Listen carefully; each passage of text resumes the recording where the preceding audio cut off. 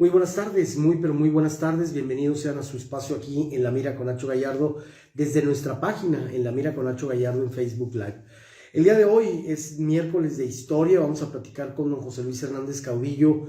No se lo pierda, va a estar muy interesante porque vamos a dedicarle el programa a nuestros amigos, a los elementos del heroico cuerpo de bomberos, del heroico cuerpo de bomberos, que pues desde hace muchos años nos viene acompañando como ciudad y que han ido cambiándose de ubicación. Antes que nada, pues un reconocimiento a todos ellos y sobre todo, pues agradecerles lo mucho que hacen por esta frontera, porque cada uno de estos días ellos se arriesgan su vida por mantener pues la ciudad, su área fuera de lo que es los incendios. Así que buenas tardes, don José Luis, y gracias por acompañarnos un día más aquí en su espacio en la Mira, en este calurosísimo, don José Luis,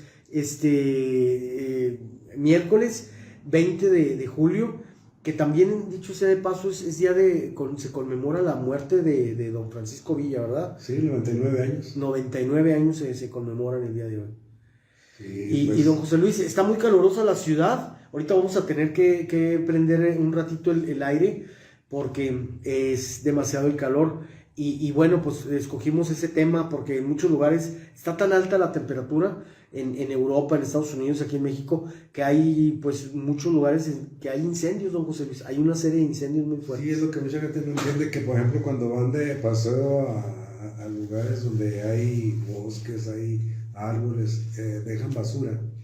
Y los vidrios con la luz del sol, sí, es como un vidrio de aumento. Así es. Entonces empiezan a arder las ramas, las hojas y la basura que dejan por ahí, y es donde se provocan los incendios. Precisamente les voy a recomendar una película a los amantes del cine, que se fue filmada aquí en el norte del país, que se llama Viento Negro, con don David Reynoso y bueno, una serie de grandes actores. Y hay una escena en donde precisamente se incendia un vehículo, porque creo que Fernando Luján, muy joven, estaba haciendo algunos trabajos de topografía, porque estaban introduciendo las vías del tren. De eso se trata la película, de cómo fue creciendo la vía ferroviaria en México, ¿no? En México contemporáneo, y hay un descuido. A cierta hora del día se filtran los rayos del sol por esos binoculares y hacen el efecto lupa, y se empieza a ver cómo se empieza a quemar un papel, y luego dentro del carro pues, se quema más papel y después se incendia, ¿no? Todo el vehículo. Y eso, me acordé de una película blanco y negro, vale la pena que la vean. Don José Luis, el tema de hoy son el heroico cuerpo de bomberos. ¿Cuál fue la primera estación? Y quiero invitar a la gente que se meta a nuestro perfil de José Ignacio Gallardo. Ahí don José Luis me envió 3 imágenes. Bueno, ahorita me mandó más, pero ahí están etiquetadas 2 imágenes, y ahí en los comentarios acabo de poner la que creo yo, tal como me dijo don José Luis, que es la primera de las oficinas o el primer lugar en donde estuvo el cuerpo de bomberos, para que usted se meta ahí, y si quiere ver las fotos, pues las compartió don José Luis del Juárez de ayer, el día de hoy. Adelante, don José Luis. Sí, pues la foto que le mandé es el funeral de José Borunda. Oh. Cuando el bombazo ahí en la presidencia.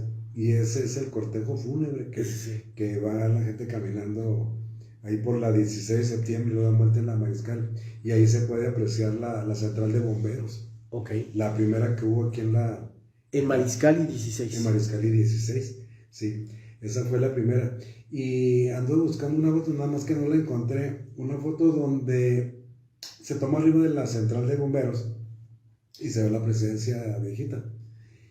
Pero lo característico de esa foto es que ahí aparece la alarma que se instaló cuando la Segunda Guerra Mundial. Ok. Que era cuando se activaba o se hacían simulacros para en caso de que hubiera un bombardeo. sonaba la alarma. Era una especie de chicharra. Okay. Y en esa foto ahí estaba. Ahí aparece. Ahí aparece el Del lado, aparato. ¿estaba del lado mexicano? Sí, ahí en la central de Y el bomberos. bombardeo era para la Segunda Guerra Mundial, por aquello de... Sí, de algún ataque. Tanto el anuncio era para nosotros como para los soldados que andaban por aquí más bien, ¿no? Sí, no, para que la gente se preparara, que en caso de que hubiera un bombardeo, pues, se les avisaba a la gente para que tuviera cuidado. Y es que hay que recordar a la gente que sí, Juárez estuvo inmerso en un contexto pues conflictivo, porque la cercanía con los Estados Unidos y con lo belicosos que son esos señores, y el fuerte Bliss aquí, Fort Bliss, hacía que Juárez estuviera en zona de peligro, ¿no? Digo, a lo mejor y todavía seguimos estando en Todavía zona... por la Sí. cercanía del Fort Bliss. Ajá. Yo les comento en tono de chusca, que digo, pues es que no hay de qué preocuparse, pues que el conflicto era con Estados Unidos, es que si bombardeaban del puente para allá. Ajá. Así que a Juárez no le Nomás porque no le temblara poquito la mano al que lo iba a tirar y que se equivocara. Sí, no, es precisamente ahorita el problema que hay en cuanto al que el tren atraviese el centro de la ciudad. Ok. Porque ya en una ocasión se le recomendó al gobierno de México que buscara la manera de trasladar el paso del ferrocarril, porque muchos de los vagones traen sustancias peligrosas. Eso, más que nada. Y entonces, en caso de un ataque nuclear, pues se va a ver perjudicada Ciudad Juárez y El Paso. Entonces, Ajá. la idea es darle el paso al ferrocarril, pero allá por el rumbo de Santa Teresa. Más bien. Para que pues no va a ser tan catastrófico en caso de un ataque. Uh-huh. Pues el centro de Juárez y El Paso pues es muy vulnerable. Muy vulnerable. Sí, entonces esa es la razón por la que se está pidiendo que saquen las vías de aquí del centro de la ciudad, que atraviesan también el centro del Paso. Sí, es que todavía estamos ahí por esa circunstancia.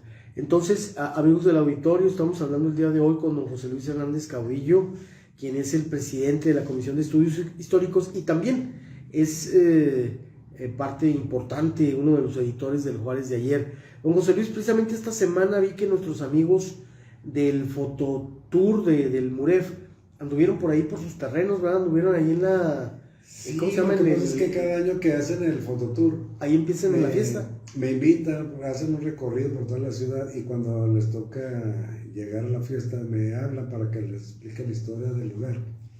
Lo que pasa es que esta semana hemos tenido mucho trabajo y no pude pero estuvieron ahí enfrente, ¿no? Sí, ahí estuvieron hablando. Fue el señor Briones. Ajá, sí, Jesús Briones. Fueron varias personas. Oiga, pero lo estamos esperando, es que no puedo ir. De todas maneras, cuando salieron de la fiesta llegaron ahí a visitarme y nos tomamos algunas fotos. Sí. Ahí, sí. Y pues cada recorrido que hacen por cada año me invitan. Ok. Y esta pues es la primera vez que no. Por exceso de trabajo. Sí, es que ha habido mucho trabajo.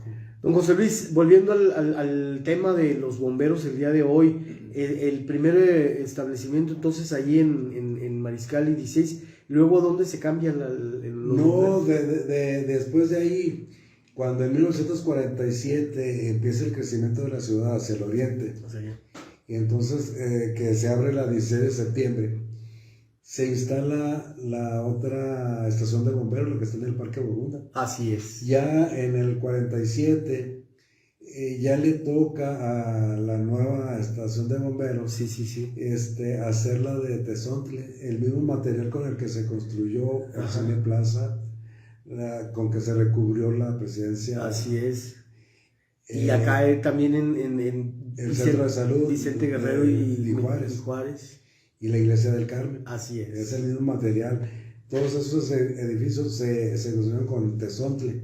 Entonces en el 47 se abre la estación de bomberos del Parque Borunda. Genial.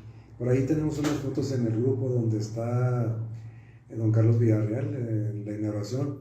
Y luego se alcanza a ver la alberca que estaba ahí enfrente. Wow. ¿En dónde? En el Parque Borunda. Exactamente enfrente de la estación de bomberos, ahí estaba la alberca. En el Parque Borunda, en la esquina Primero entonces estaba la alberca y luego cruzaba uno la calle y estaba la Estaban estación los de bomberos. Sí. ¿Y estaba profunda? ¿Estaba hacia abajo o estaba sobre el piso? Está sobre el nivel del piso. No estaba. No estaba hacia adentro. Hacia adentro. Estaba a nivel piso. ¿Era pública? ¿Cualquiera podía entrar? Sí, sí.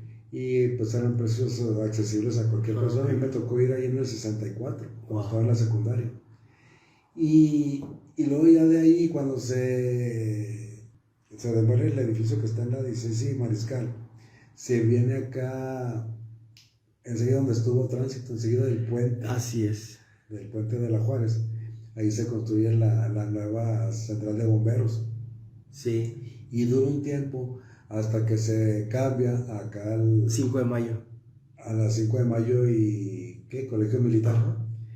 La base, ¿no? Porque todavía allá en el sur hay otras estaciones, ¿no? Tengo entendido, ¿no? Por allá hay otras. Sí, la de las máquinas que está ahí por el canal 44. Así es. Ahí y luego la estación que se hizo ahí en la Sanders y Sevilla. Así es. Que creo que ahorita es un museo.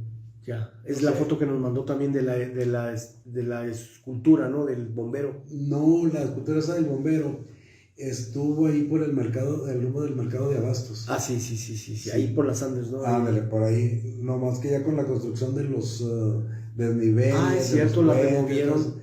Como ya no hay acceso, pues estaba en un lugar donde nadie podía apreciar el monumento. Y es cuando se cambia a la nueva estación que está aquí en la 5 de mayo. Don José Luis, saludos hasta Playa del Carmen, nos está sintonizando nuestro buen amigo Luis Vázquez, le manda saludos a usted y a un servidor. Y el otro día estábamos hablando, me decía que hiciéramos un programa en donde hablara usted o que comentara en alguna oportunidad de lo que es los documentos de los juarenses. ¿Cuáles son los documentos de los juarenses? Uno muy, muy solicitado, la Forma 13. ¿Se acuerda usted de la famosa Forma 13? Yo me acuerdo mucho pues por las fotografías, ¿no? Porque ahí a la Leonardo y a la Baquier iban muchas familias a retratarse. Inclusive todavía aquí en la bodega conservo el sillón en donde se sentaba la familia, tenía ciertos niveles para que sentara la mamá y luego un niño aquí, otro niño acá y otro acá, porque las familias eran muy numerosas, eran muchos chavillos, y el papá no aparecía, nada más era la mamá y los chilpayanes. Sí, y lo que pasa es que fue una época en que confiaban mucho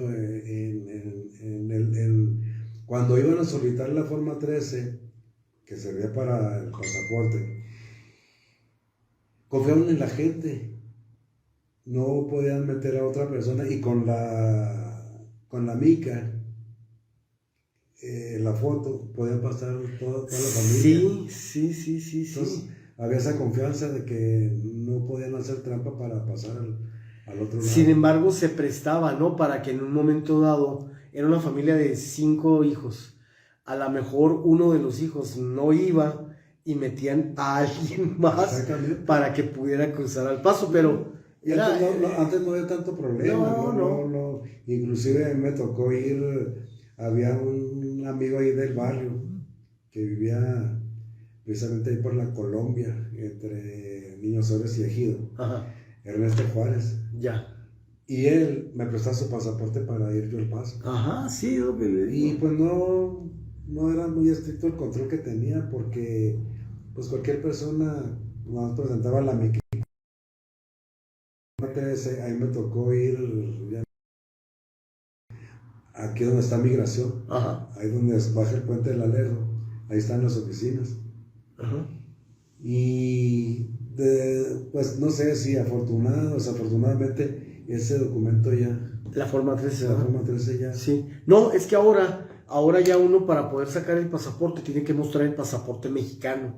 Ya, ahora entonces ya no le piden. Ese era un documento, la Forma 13, para los que vivíamos en la frontera. Era una manera de acreditarnos como mexicanos ante el gobierno de los Estados Unidos. Decir, sí, él es mexicano, vive aquí en la frontera. Porque cuando venían gente del sur, mis tíos o mis primos, ellos no sabían qué era la Forma 13, porque ellos cuando venían, ellos traían visado el pasaporte. De hecho, también lo del pasaporte local era algo así, nada más. De hecho, el nombre correcto se llama Border Crosser, que es para cruzar la frontera.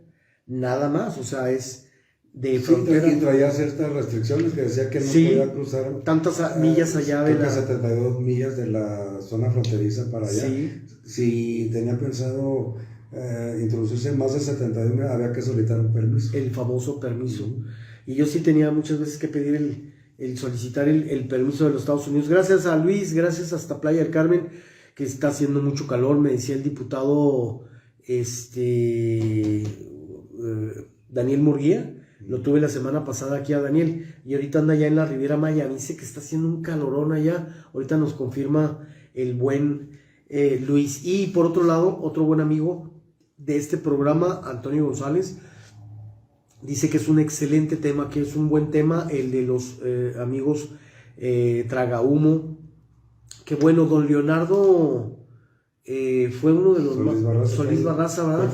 Fue el fundador, del cuerpo de bomberos. Y hay una oficina que se llama así, ¿no? Una de las estaciones tiene su nombre. Sí, me parece que las oficinas de aquí. De la 5 de mayo. Sí.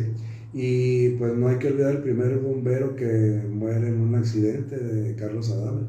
Él fue el primero. Sí, que el nombre lo lleva una calle en La Chaveña. Carlos Adame. Carlos Adame fue el primer bombero accidentado. ¿Qué otros incendios ha habido así preocupados? Por ejemplo, en el mercado Cuauhtémoc ha tenido varios. Pues ha tenido varios desde cuando se inaugura ya por 1903, que se llamaba Mercado Luis Terrazas. A los pocos años se incendia por ahí por 1900. Entonces, cuando se hace la remodelación, ya se le cambia de nombre y ahora es el Mercado Cuauhtémoc. Okay. Pero desde entonces, desde ese primer incendio, ha tenido varios. ¿Ah, sí? Y muchos, pues, se los achacan a que es para cobrar el seguro. Ok.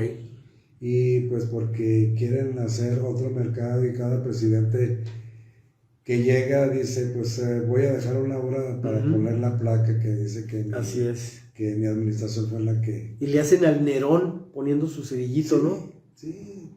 Y cada vez que se le ocurre a un presidente, pues por ahí también tenemos documentadas las fechas de los incendios y fotografías de los incendios y cuando está... Del mercado. Del mercado Cuauhtémoc y cuando está en construcción. Ok. Yo recuerdo mucho una foto de 1959, que en ese tiempo se utilizó como estacionamiento ahí el espacio donde está el mercado Cuauhtémoc. Ahí se utilizó.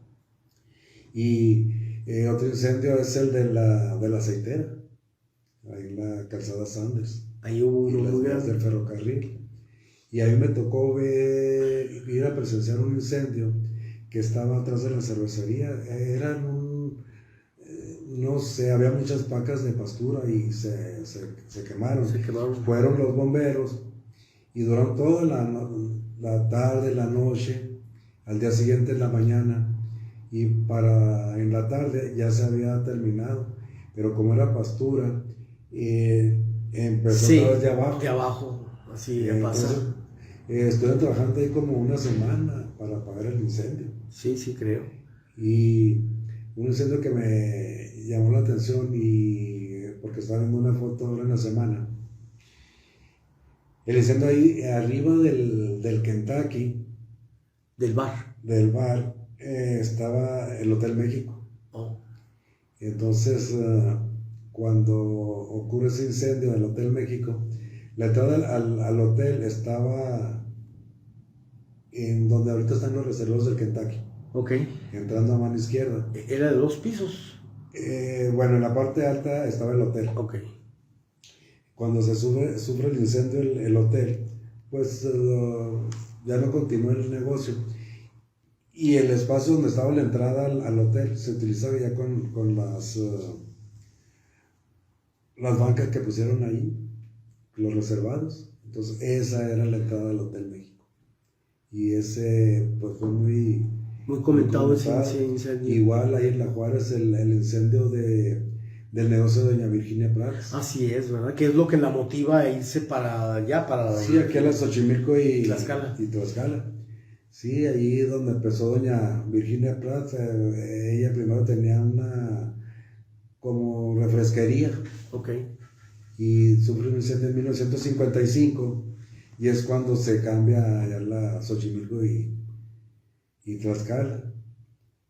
Y con mucho éxito, porque pues el sazón de la señora, de doña Virginia fue muy importante. Nos está hablando de incendios, nos dice Luis que está la temperatura ya en Playa del Carmen, 38 de temperatura, humedad al 80%, es que es muy húmedo, don José Luis, por allá. No, pues está fresco. Y aquí, don José Luis, tenemos 39 grados centígrados, 103 grados Fahrenheit, y habían pronosticado la posibilidad de un poquito de lluvia, pero no, yo lo veo muy difícil. Pues habían dicho que para las 3 de la tarde se iba a nublar y que no, había como un 25% de probabilidades de lluvia.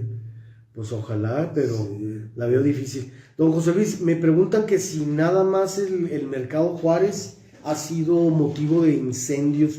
La presidencia municipal nunca ha tenido ese problema, ¿no? Ninguna, ni la nueva ni la vieja. Nunca. ¿Cines? ¿No hemos tenido cines? ¿En cines? ¿No? No. ¿Nomás el mercado tantas veces? En el mercado Cuauhtémoc. No, pues sí está raro. Que, por cierto, en una ocasión estábamos en una reunión ahí en el mercado Juárez, al principio cuando inició el grupo, y nos acompañó el señor Yepo, y dice, es que cuando se quema el mercado Cuauhtémoc, que empieza la construcción del mercado Juárez, preguntaban, ¿quién fue el autor del incendio del mercado Cuauhtémoc? Y le decían, Tulio Chávez. ¿Cómo? Tulio Chávez. Tulio Chávez, Sí, Chávez. porque el gobernador era Chávez Zamparán y el presidente municipal era Chávez Zamparán, eran hermanos. Ajá. Tulio Chávez. Cualquiera de los dos. Sí. Pero entonces, por ejemplo, entonces oficinas gubernamentales o tiendas no han tenido ese problema, nada más el mercado es lo que les ha El gustado. mercado es el que seguido, y como le digo, ahí en el grupo tenemos documentado las fechas de los incendios. Ajá. Y fotografías, más que nada. Y entonces, pues sí es muy raro que pues ya tantos incendios, desde el primero de 1909, y pues es de los que más incendios ha sufrido el mercado. Sí. Porque sí se han quemado bodegas, se han quemado, pero allá a lo retirado. Y eso es el que llama la atención. Y ahorita el basurero. Ese también ya se está siendo muy sospechoso, porque pues está también dentro de un conflicto, ¿no? Sí, pero también yo siempre he pensado que es lo mismo que comentamos ahorita de los incendios forestales, que como hay tanta basura, hay tantos papeles y cosas inflamables, y entonces botellas, vidrios, todo eso hacen como una especie de lupa, y con el sol que está tremendo, sí, provoca los incendios. Entonces, yo nunca he pensado que sea provocar los incendios del basurero. Pues, aunque pues no hay que descartar. Sí. Oiga, José Luis, donde han estado los basureros nunca había pasado lo mismo. Siempre se han mostrado solidarios los norteamericanos con nosotros. Los cuerpos de bomberos de Estados Unidos toda la vida le han hecho donativos a nuestro querido Juárez. Sí, inclusive han querido apoyar en algunos incendios, han acudido, han venido a apoyar, y desgraciadamente hubo una época en que no les permitían el pase. Ni siquiera eso, qué tonto. Dicen, no, nosotros podemos. Pero es uno de los departamentos que tienen más carencias. Así es. Ahora también hay que hacerle entender a la gente que pues cuando hay un incendio que están las mangueras, no hay que pasar por arriba porque son sí, y hay que darle también, preferencia. Ahorita que hablamos de eso, sí, el incendio del cine de ¿El cine se incendió? Sí, se incendió, creo que por los 80s. Ok. Y yo recuerdo porque sí es cierto, del hidrante que está ahí en la Mariscal de Ugarte sacaron las mangueras para poder llegar hasta allá. Y entonces, ¿cómo batallaron los bomberos? Porque la gente quería pasar por la Mariscal Dice, es que no puedes pasar porque están las mangueras. No, es que yo no necesito pasar. Y muchos sí pasaron por arriba de las mangueras. Entonces, eso no es posible. Hay que empezar con la cultura de la responsabilidad de que la gente cuando ve una manguera, pues no pase. Así es, ser solidarios. Oiga, aquí en nuestro país, afortunadamente no se han dado esas tragedias que han ocurrido, por ejemplo, en Londres, en Chicago, en muchos lugares en donde, o sea, empieza el incendio en un lugar y se llevan manzanas y manzanas, como ha ocurrido en esos lugares.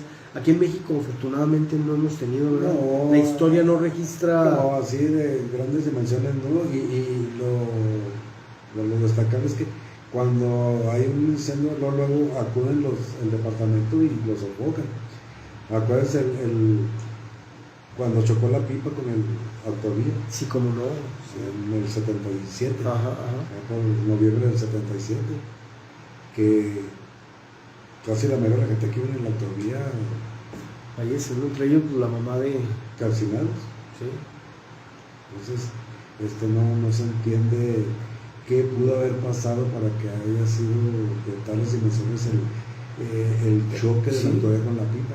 Y es que el combustible, ¿no? Fue lo que aceleró ahí. Lo que pasa es que el momento del choque, el combustible de la pipa baña la autovía. Y eso hace entonces, era un horno, la autovía, nadie sabe. Yo creo que es la tragedia más grande que se ha tenido, ¿no? En ese sentido. Sí, porque, pues, acuérdense que la autovía era el transporte, era muy rápido y económico, nada más de aquí a Chihuahua, de Chihuahua para acá. Y entonces mucha gente lo utilizaba para no irse en el ferrocarril. ¿Cómo ve, oiga, de esa idea que traen en el gobierno de volver a renacer las vías ferroviarias? Pues a ver si no se muerden la lengua, ¿no? Porque pues son todavía vestigios de la era porfirista, ¿no? Sí, bueno, el que empezó el ferrocarril fue el Lerdo de Tejada. Él inicia la construcción del ferrocarril de Veracruz a México.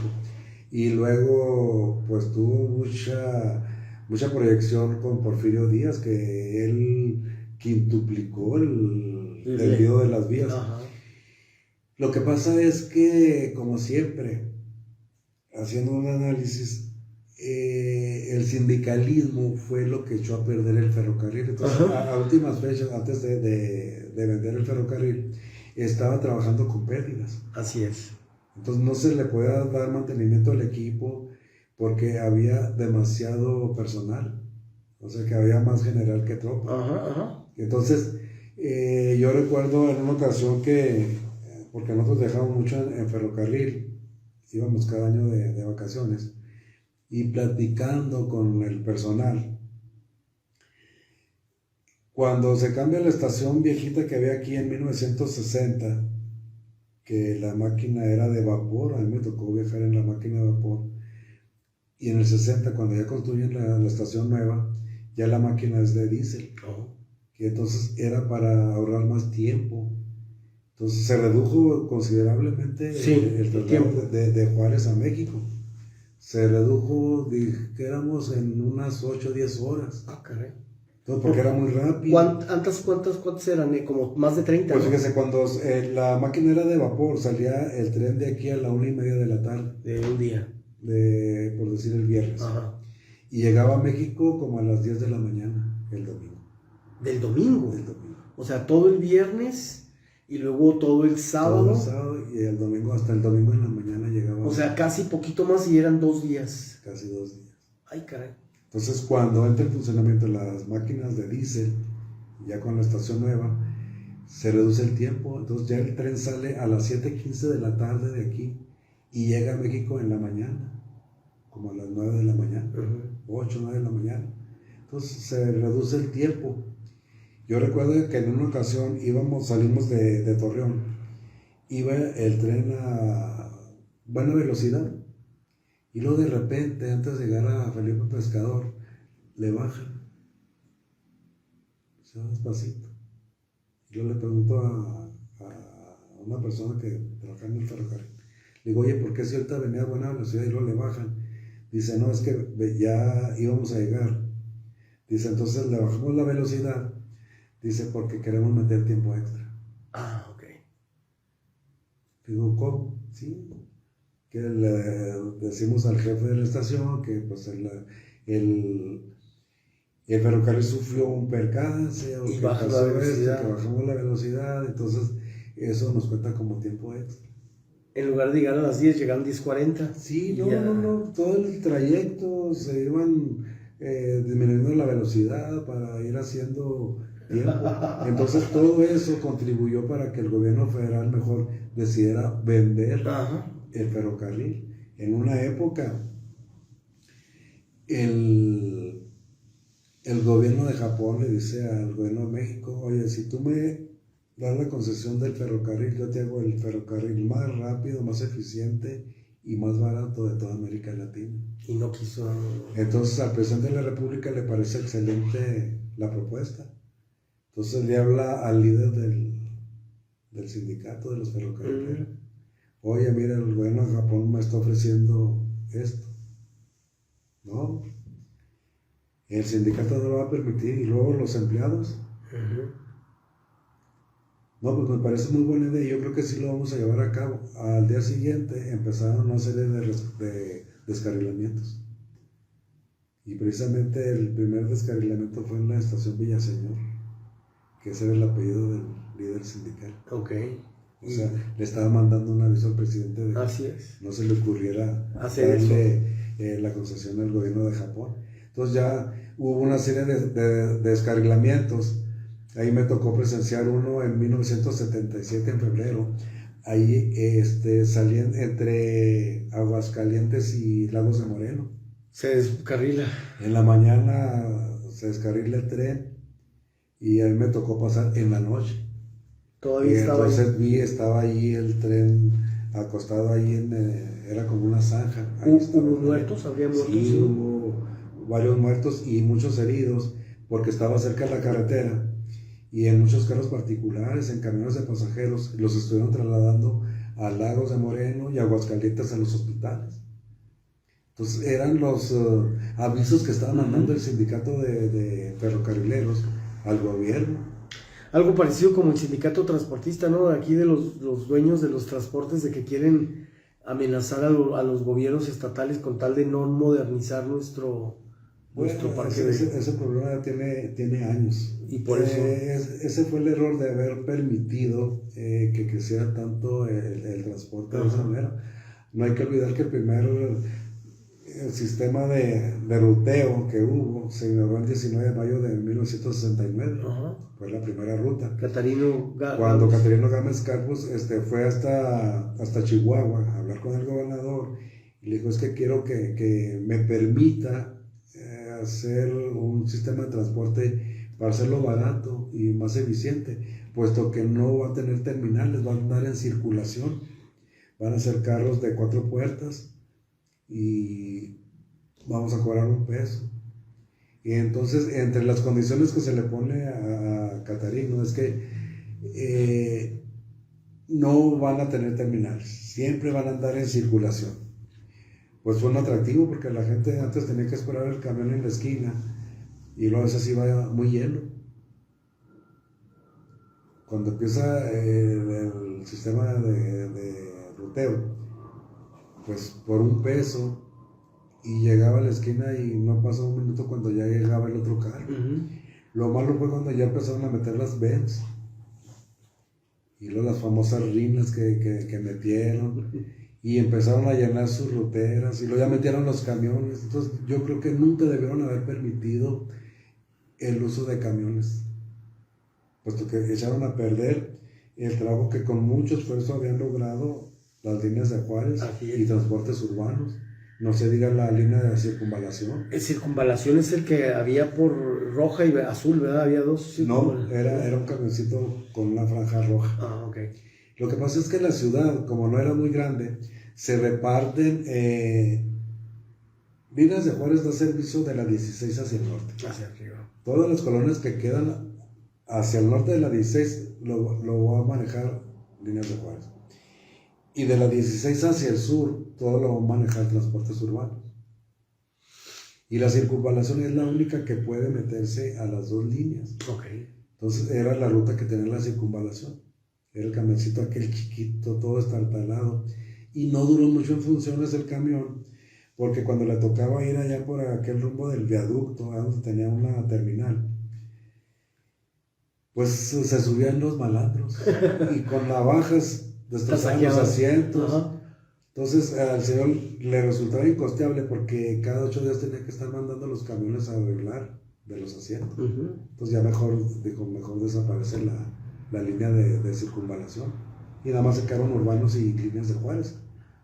Pero aquí el error que se le permitió al sistema de ruteros meter los camiones, y anteriormente cuando estaba el PRI en el gobierno los dejaba hacer y deshacer, porque en época electoral sí, les decía a cada línea: tú me vas a prestar 10 camiones, tú otros 10, sí, tú 5, tú esto, porque va a haber un meeting y necesitamos llevar gente a ver al candidato. O inclusive descaradamente hasta para la operación Carrusel y Ratón Loco. Para el día de las elecciones, sí, todo eso. Ahí están las líneas. Bueno, pero acuérdate que te apoyamos en tiempo electoral y por eso los tenían amarrados de las manos porque no podían hacerles nada y hasta ahorita todavía. Ahorita no sé por qué razón este señor Tuda, el director de transporte aquí, Ricardo Tuda, ¿por qué razón no ha hecho por qué no ha intentado meter en orden a los ruteros? ¿Cuántos ruteros no hay que usan camiones sin placas? O la tragedia que pasó, ¿no? De estos 27 lesionados, sale la rutera proyectada hacia el río. Exactamente. Y el más reciente ayer, el incendio del camión por la calle Cedro. Entonces, no sé qué les falta para poner orden en el transporte. Ahora, yo siempre he pensado que si no sería mejor concesionar a un particular el servicio de transporte, eliminar a todas las líneas que hay, porque tienen una especie de sindicato donde reúnen una polla y esa polla la utilizan para cuando hay un accidente, de ahí pagan. A mí me tocó ver en ciertas ocasiones que todas las infracciones que les aplican la dirección de transporte o tránsito, juntan todas las infracciones y las llevan a transporte o a tránsito y se las cancelan. Y vuelven. Por eso siguen jugando competencias de carros, por eso siguen en esa... No, y anteriormente cuando estaban las dos líneas, por ejemplo, urbanos y líneas de Juárez, había ciertas paradas en las esquinas. Decía ascenso y descenso de pasaje. Así es. No podían pararse a media calle. No como ahorita, don José Luis, Papaye. Oiga, dos preguntas le hacen. ¿Cuándo se terminó de expedir la forma 13? Híjole, y otra, que si nos acordamos del pasaporte ese que traía rayitas. Las rayitas. Sí, que era 2x2. Y luego otra, que si era cómodo el tren de... viajar en tren. De viajar en tren, pues casi se tenía que dormir una noche ahí. La noche de dos noches. 2 noches. ¿En dónde dormía? Había coches, había coche. El tren llevaba Coche comedor. Era la máquina, el express, y luego llevaba los carros de segunda, y luego de segunda seguía los de primera numerada, y luego el pullman, y al último iba el coche comedor. ¿Qué es el pullman? ¿Cuál era el pullman? El pullman era el que en el día era asiento y en la noche se hacía cama. Ok, ya. Y ahí mismo en ese cubículo estaba el sanitario. Ese era el pullman. Lo que pasa es que... ¿Para cuántas personas era el pullman? O sea, digo, por ejemplo, ¿eran cabinas? 4, sí, eran cabinas. Era como 4. En una ocasión nos tocó viajar en primera numerada, pero ya no volvimos a utilizar el servicio. ¿Por? Porque no permitían la subida de vendedores. Entonces nosotros estábamos acostumbrados a que llegamos a una estación, por decir a Biomada, y subían con los asaderos. Así es. Y en Chihuahua subían con el menudo. Y en el primera numerada y en el pullman no permitían la subida de vendedores. ¿Y cómo le daban el menudo si no había desechables en aquella época? en un plato de barro, como lo sirven tradicionalmente todavía aquí en Juárez, por la ventanilla del tren. Subía. ¿Y el plato se lo devolvía a uno o cómo? Y lo decía yo, bueno, ¿cómo le hacen para saber dónde dejaron un plato y para ir a recogerlo? Lo que pasa es que ellos mojaban un dedo y ahí le marcaban en el vagón por fuera, marcaban, tenían un código y decir, aquí dejé en esta 3 platos o dejé un plato. Ya cuando calculaban que el tren iba a avanzar, iban, oigan, me dan los platos. Ya, lo recogían. Pero ahí marcaban en el vagón con el dedo. Oiga, un embarradero de la fregada. Sí, cómo no. Lo que pasa es que el tren, por eso el tren cuando llegaba aquí, lo llevaban a la Casa Redonda y ahí era donde lo limpiaban y lo lavaban con cepillos. Y metían las máquinas a darles su mantenimiento para la salida. Era muy incómodo el viaje en el tren. Lo único atractivo que tenía el viaje en tren es que disfrutaba el paisaje de toda la República. Por ejemplo, de aquí hasta Torreón era un paisaje árido, desértico. Y luego ya de Torreón para allá, pues alcanzaba a ver hacia los lados pedacitos, áreas verdes donde había sembradíos. Y no se diga saliendo de Zacatecas. Ahí empieza lo bonito, ¿no? Los viñedos que estaban ahí para la fábrica del San Marcos. Y luego en la mañana, a mí me encantaba despertar ahí antes de llegar al DF, porque se veían las milpas a los lados. Y estaba tan bonito el recorrido en tren. Sí era cansado, pero era muy agradable disfrutar el paisaje. Y sobre todo, pues para que a los niños les parece más tiempo, ¿no? 2 días para un niño es como 4 semanas, ¿no? Sí. Muy largo. Y por ejemplo, cuando íbamos nosotros en el tren, a nosotros, como estábamos muy chicos, entre los asientos había un espacio y ahí nos ponían una cobija y ahí nos acostábamos. Y llevábamos el ruido de las ruedas. ¿Y el sanitario? El sanitario había al final, donde estaba la puerta, ahí estaban los sanitarios. ¿Más o menos limpios? No olvides. No. Eso era lo malo, que no había la cultura de la limpieza, no había. Y luego mucha gente subía con gallinas, con puerquitos, no. Por eso había un tren. El pollero. El pollero, ¿no? Ese nada más llegaba, creo que, no sé si a Chihuahua o a Torreón, venía de México. ¿En serio se subían con las rejas de animales, verdad? Por ahí todavía hay unas fotos donde subían con rejas y gallinas y perritos y todo eso. Y los subían arriba en donde se ponía el equipaje, ahí ponían las rejas con los animalitos. No era folclórico. Era un folclore subir a un vagón y el comedor era el último vagón, era el comedor y era el observatorio porque tenían las ventanas grandes. Y ahí se sentaban a tomar una bebida, iban viendo el paisaje, pero ya no igual como con las ventanillas de los otros vagones. Y hay otra cosa que también pues comer ahí era caro, ¿no? Por eso la gente esperaba mejor llegar a los pueblos para que se subieran los vendedores, ¿no? No, lo que pasa es que, por ejemplo, nosotros ya llevamos el menú hecho, desde que subimos aquí. Bueno, vamos a llegar a Villahumada, a los asaderos, y luego de ahí vamos a llegar a Chihuahua al menudo. Ay, qué rico. Y luego vamos a llegar y luego en el trayecto de Chihuahua a Torreón, en la noche, ahí por Camargo, Delicias, Jiménez, subía gente vendiendo café en botellas de soda. Café para tomar ya así café listo. Ya preparado. O botellas con leche y piezas de pan. Entonces ya subían y ya compraba uno el café, el pan, ya iba uno comiendo en la noche. Y llegaba uno a Torreón, en Torreón, pues a desayunar.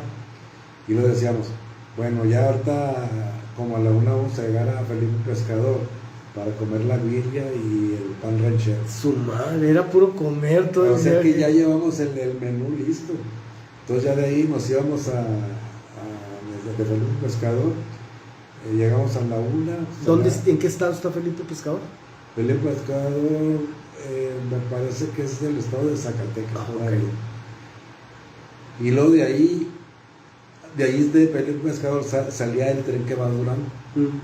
Y entonces de Felipe Pescador decíamos, bueno, a las 4 de la tarde nos alcanzamos a llegar a Zacatecas. ¿A cambiar de tren? No, en el trayecto del tren, decíamos, a las 4 de la tarde llegamos a Zacatecas. Zacatecas pues subían o vendían ahí en el andén comida. A mí me llamaba la atención los lonches que vendían, un pan de blanco y luego le salía casi la mitad del jamón, del salchichón, el queso. Y una vez se me antojaron y compré 2. Resulta que nada más en la orillita iba el salchichón, adentro no tenía nada. Ese era el negocio de la gente. ¿Qué dices? La próxima vez que vuelva aquí, cabrón. Y no, es que no me acuerdo quién fue el que me lo vendió. Y luego ya de ahí a las 4 salía el tren y llegamos a Aguascalientes a las 6 de la tarde. Buena tarde. 6 de la tarde ya era el sábado. Del sábado. Ya era el sábado de la tarde.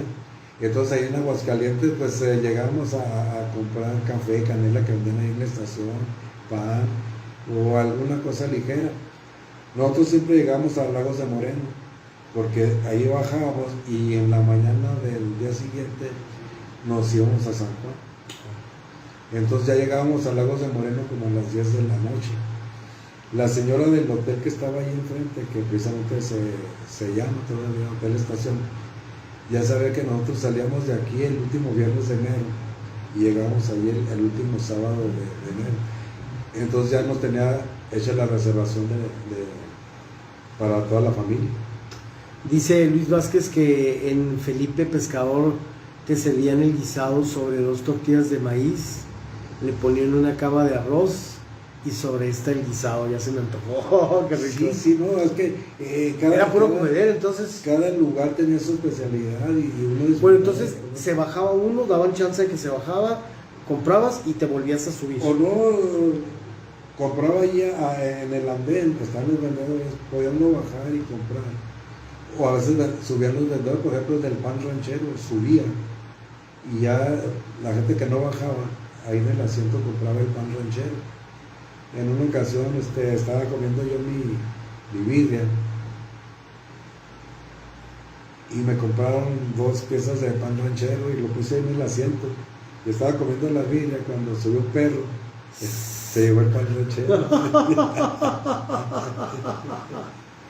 Son detalles que le pasaban a uno en el viaje ese que... Nomás se quedó usted, ¿qué pasó? Sí, salió corriendo el perro con el pan ranchero, pues ya ni hablar.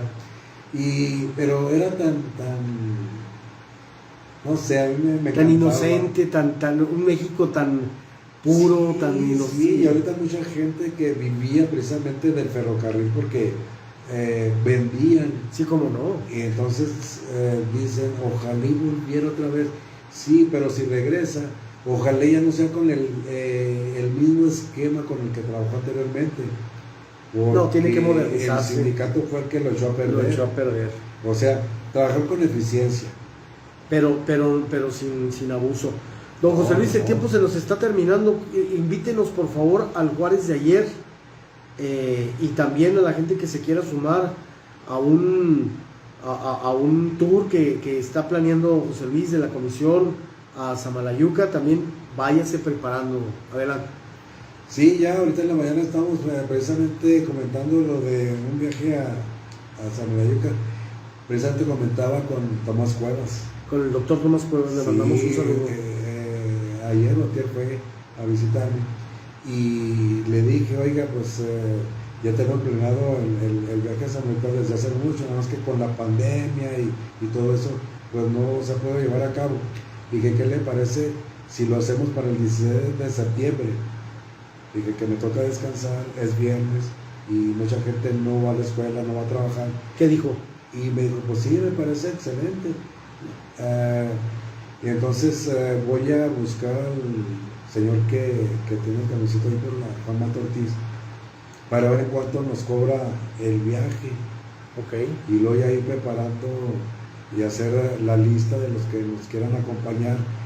Yo le comentaba a Tomás, le digo, nos vamos, llegamos a Samalayuca, no paramos ahí, nada más llegamos al restaurante, para decirle a la señora del restaurancito que vamos tantas personas en el camión, o la gente que quiera ir en su vehículo, cuántos somos para que nos prepare la comida, que nos dé un precio especial, y luego ya de ahí nos vamos. No sé, a veces llegamos primero al ojo de la casa y les damos una explicación de qué pasó ahí, o a veces lo dejamos de regreso al ojo de la casa. Ok.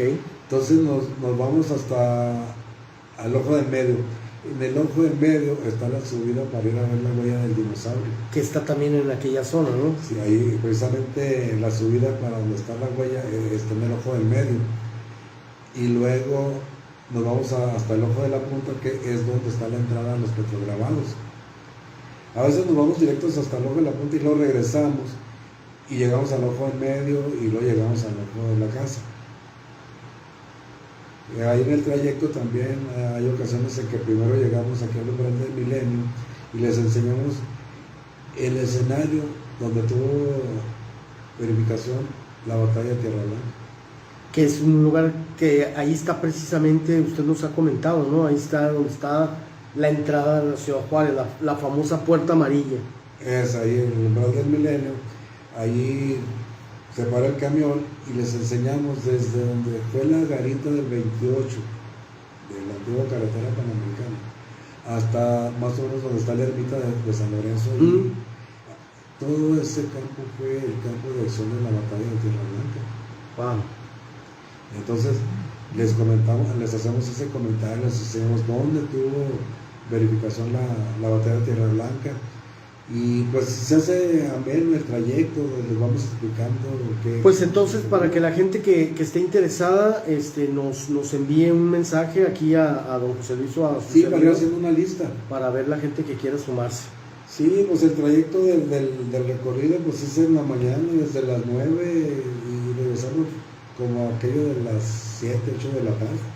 Sí, y sobre todo ya en aquella época, don José Luis, ya no va a estar tan pesado el calor, ¿no? Que No hace ni frío ni calor. Ajá. Anteriormente hacíamos dos recorridos, uno en Semana Santa, el Viernes Santo, y otro en septiembre para el 16 o en noviembre para el 20. Pero con esto de la pandemia, pues ya no hubo la oportunidad. Entonces, Hasta ahorita. Sí, la última vez que fuimos fue en el 16, el 1 de mayo. Entonces sería interesante que gente que no conoce para ese rumbo, pues nos acompañara para que conociera lo bonito, interesante, lo histórico que hay para ese rumbo y que no es tan lejos de Juárez. Son 60 kilómetros. Pues vale la pena. Don José Luis, pues ahí estamos, le agradecemos como siempre su participación el día de hoy y ya saben amigos, el Juárez de ayer, para que se metan a esa interesante pues página de la historia.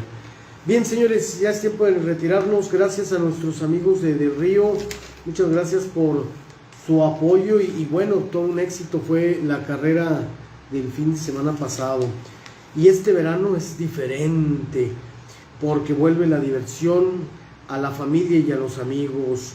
Déjate sorprender con Del Río y haz de este verano un momento único e inolvidable con Del Río. ¿Hambre? ¿Tienes hambre? Bueno, pues te invitamos a que pases al departamento, al área de comida rápida, por un snack allá del Río, algunas palomitas, panecillos, galletas y sobre todo refrescos bastante fríos. Vive el verano con Del Río. Muchas gracias por su apoyo y también gracias a la Universidad Autónoma de Ciudad Juárez, que nos invita a que nos integremos a los talleres de artes y oficios con modalidad virtual o modalidad presencial, talleres de dibujo, repostería, pintura, uñas, aromaterapia, fotografía y nutrición. Contacta y busca más la oferta de la UACJ en www.uacj.com para que conozcas todos los talleres que estarán impartiendo.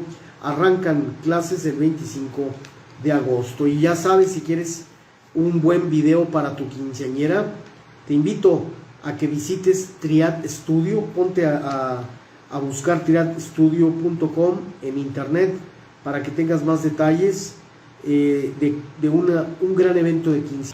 Y bueno, pues yo soy José Ignacio Gallardo, les agradezco mucho el favor de su atención y les invito a que mañana estemos con nosotros de nuevo aquí en La Mira. Saludos a Luis, hasta Playa del Carmen y a toda la gente que nos estuvo sintonizando.